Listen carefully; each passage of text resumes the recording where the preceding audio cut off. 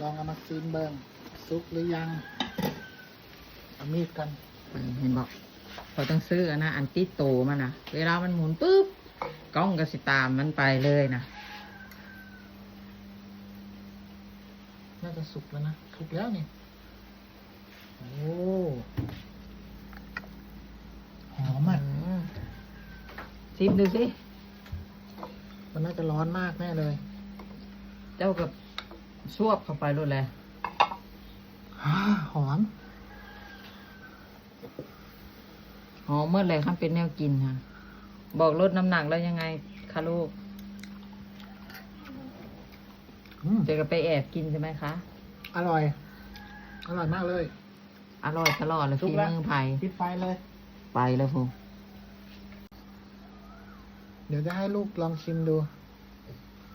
ดูหน้าลูกไม่บอกบุญเลยนะ เอาชิ้นเล็กๆก็ได้ อ่ะนับเลยไหมลองชิม นึกว่าจะกินเลย กินเลยกับเปล่าฟองตัว ฮะ เป็นไงลูก ลูกเป็นไง อร่อย อันแหละเจ้าอยากปั่นหมดละเอียด ลูกหูเลยนะ มันก็มีกลิ่น มันมีเม็ด